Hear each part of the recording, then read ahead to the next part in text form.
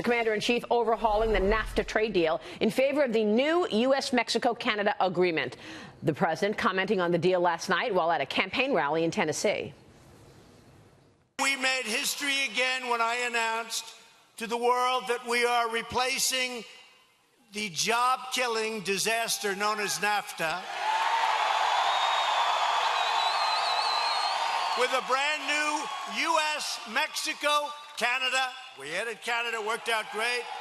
Trade agreement. It's going to produce jobs, and companies aren't going to be leaving and firing everybody and making product and sending it back into the United States. No tax. It's fair, it's modern, and it's balanced.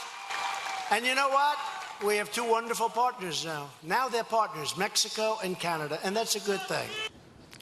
This says the Wall Street Journal editorial board is criticizing the deal in an editorial this morning titled this, a new NAFTA relief, saying, quote, the new deal's main virtue is that it stows one of Donald Trump's main protectionist wrecking balls, even if the new NAFTA is worse for trade and economic growth than the status quo. Joining me now is the White House Council of Economic Advisors chairman, Kevin Hassett. Kevin, it's good to see you this morning. Thanks so much for joining us. Your reaction to that op-ed by the editorial board this morning?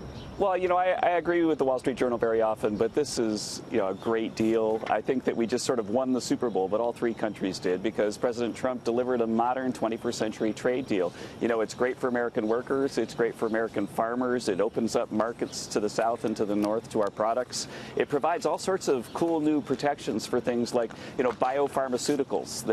They've made it so that we understand how we're all going to deal with each other's patents and those things. And there are even things like ocean litter agreements. I mean, it's a 21st century deal. It's a much improved NAFTA, and it's great for American workers. Yeah. And so I know that anytime there's like thousands of lines in a deal, there's going to be stuff that you could quibble with, but this is a vast improvement. And the president has a lot to crow about. Well, really I like the idea of the patent improvement, and obviously that's important given the conversations we're talking with China about. But let's go through the dairy farmers and what this new accord involves in terms of improved access to Canada's dairy market.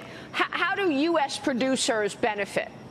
Right. Well, basically what's going to happen now is that U.S. producers are going to be able to get access to Canadian markets. You know, they had this closed distribution channel that you couldn't get into and so on. You know, I grew up working now and then on a dairy farm in New England, and so I know all about milk. And let me tell you that it's like one of those things where you get a steady supply of output and you want to have steady customers. And one of the problems that people in the north of the U.S. and Wisconsin and New England had is that they couldn't sell stuff up in Canada because basically it was a completely closed market. You couldn't get into their distribution center. And he also had high tariffs. And so that's improved a lot. But again, I think that the thing that's going to be most important from this deal is it's a model for all the other deals. And so now Europe and Japan, they can look at the deal that we made with Canada and Mexico and say, oh, so that's what President Trump means about fair and reciprocal. So we're going to copy that. And finally, I don't mean to filibuster, but most importantly, this deal is really, really putting a lot of pressure on China. Because before we closed this deal, it was really easy for China to just avoid the tariffs that we put up, you know, in response to their tariffs by shipping through Canada or through Mexico,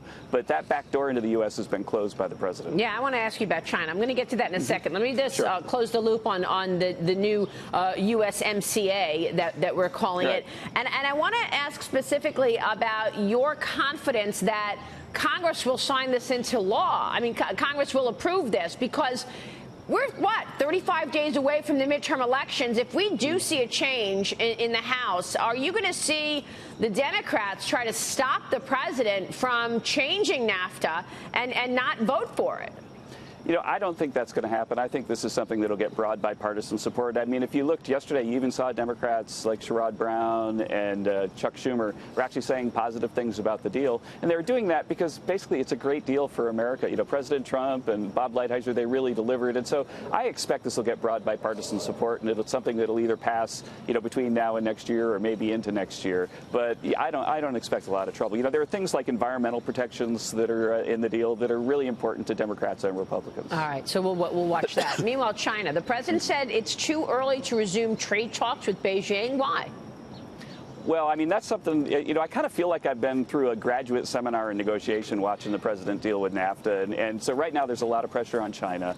And they see that we actually can make very smart, clever deals and get partners together and come up with, a path forward that opens up our markets to each other and closes, the back door into the U.S. And so I think there's a lot of pressure on China. But China, they're going to have to probably, put up with a little bit more of the strains that are going on because of our tariffs before they come to the table with a real offer. I think the reason he says that is probably stuff that's going on behind the scenes where they're trying to say, well, what are you guys going to do? And they're not seeing something that's promising enough to open up talks. Well, I mean, look, China is watching this real closely and trying very hard to impact the president's popularity, taking those ads out in some of the very markets that are going to get impacted by the tariffs. I was speaking with one retailer the other day, and he said, look, right now we sell bikes for kids' bikes for $69, a children's bike.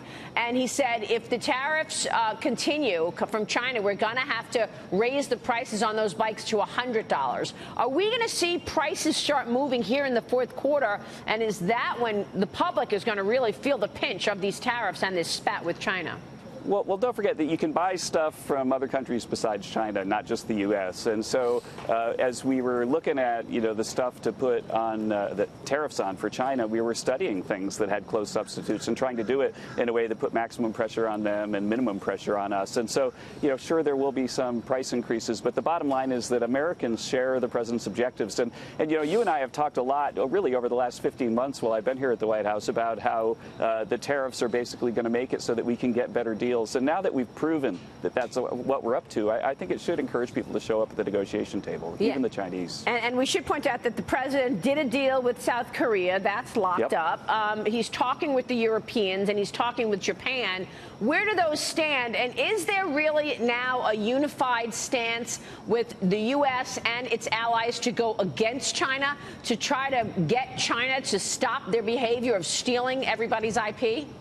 Right. I think there is. And again, I think that one of the things that we had to do to put optimal or maximal pressure on China was close the back door to the U.S. But we also now have this really great deal that we can show to our trading partners like the European Union and say, hey, if you copy this deal, then we can be done tomorrow. And I think that that's going to help these things move very quickly. I can remember one of my first meetings with the president, gosh, a year ago, June or so. He said, what's going to happen is we're going to get one deal and then there are going to be a whole bunch of deals in a row. And I think we're in that second stage now. And I expect to see a lot of deals close up over the next few months. Kevin, what's your assessment of the economy today? International Monetary Fund Managing Director Christine Lagarde said the following in a speech yesterday. For most countries, it has become more difficult to deliver on the promise of greater prosperity because the global economic weather is beginning to change. She's talking about the global story, but there is also a narrative here in the U.S. that, yeah, we'll see 3% plus growth in 2018, but things are going to start slowing down in a big way going into 2020.